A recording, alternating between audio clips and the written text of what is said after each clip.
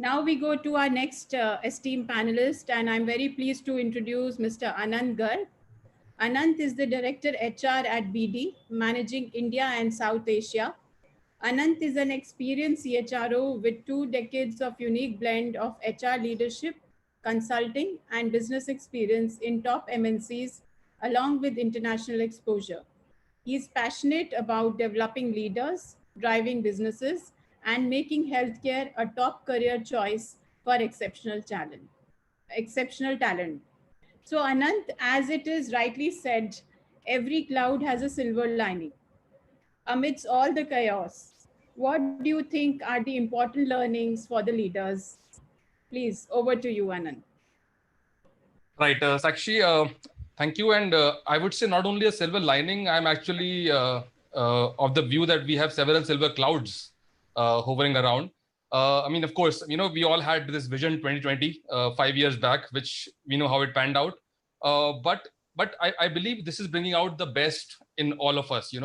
And I do believe there are several silver linings. Let me say the top three that come to my mind. The number one is that this is giving us a phenomenal insight into our culture and our talent, right? All the companies always say we are a great place to work, we are a great employer. Okay, now prove it, right? This is the time that when your resources are scarce, people are watching how you are behaving. What is your cultural priority?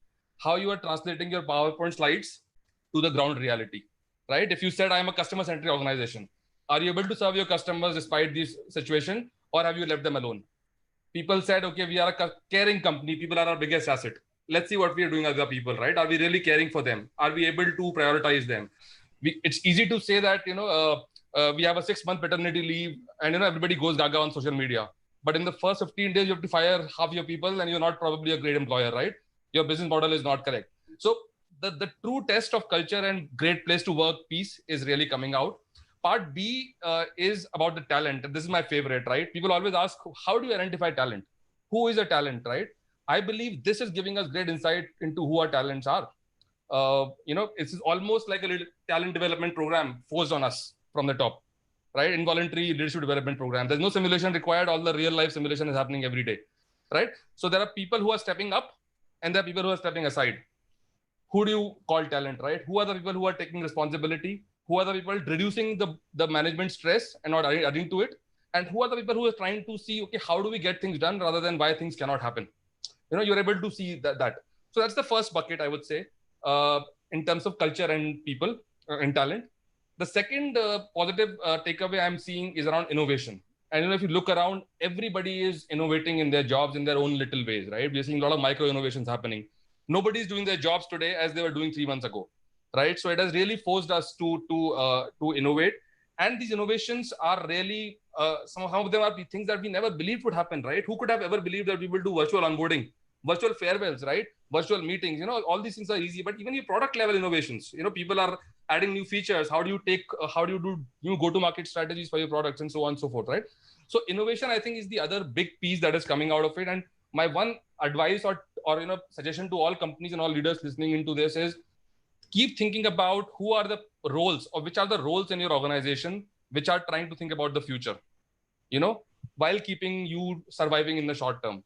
But I think there should be a formal responsibility and it should be laid out very clearly and specifically that there is some component of thinking about the future that you need to start now.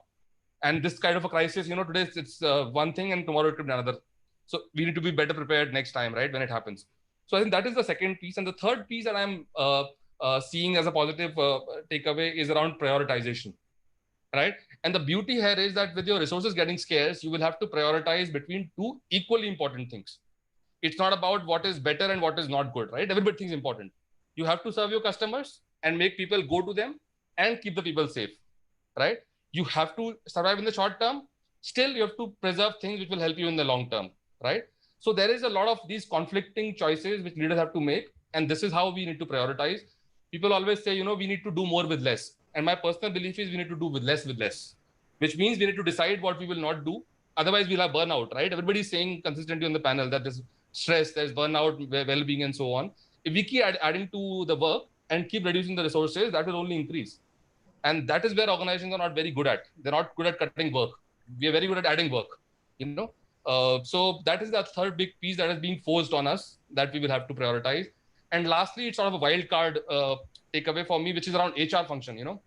It's really a huge opportunity for HR to make an impact and to transform itself.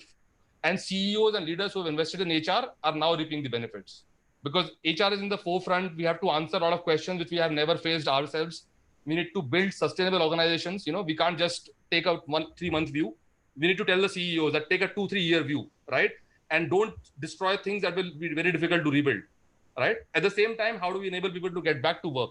How do we keep them safe, right? So we have to play that line as well. So that is the fourth, which is specifically for HR and for CEOs and leaders who need to invest in HR ahead of the curve.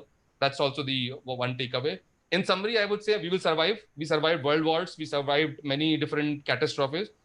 We will survive and we will come out, I think, more resilient and more confident. And we will tell these stories to our children as to how we survived the 2020 pandemic. So I'm actually optimistic in the long term. Fantastic thoughts. I think very much timely needed because we want that positive voice to come in. We want that optimism to come in. And I think this time should also pass.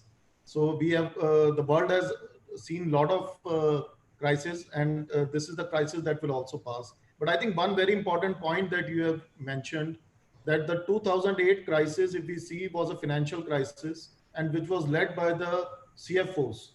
But this crisis is a humane crisis, and this crisis is being led by the CHROs, by the HR team, and by the HR leaders. So the organizations which had invested in HR and which are continue to invest in HR capabilities and competency, I think they will reap much more efforts because HR will lead this whole crisis, and that is what we are seeing. And we truly salute the effort of the HR leaders across the globe who are actually putting in efforts because it's a transformational shift. All of a sudden, you tell employees to work from home. All of a sudden, you have so much of issues. Their loved ones are maybe affected. So you have a mental health issue, you have a safety issue, and there are a lot of many issues which are coming up, which are completely unheard of. So I think thanks to all the leaders who are there on this panel and all the HR leaders who are outside, we really salute your efforts. Thanks. Over to you, Sakshi. Thank you, Anant. I think very practical thoughts and positivity is what is needed at this time. And you've actually imbibed the positivity in all the people and all the participants who are there. Thank you so much.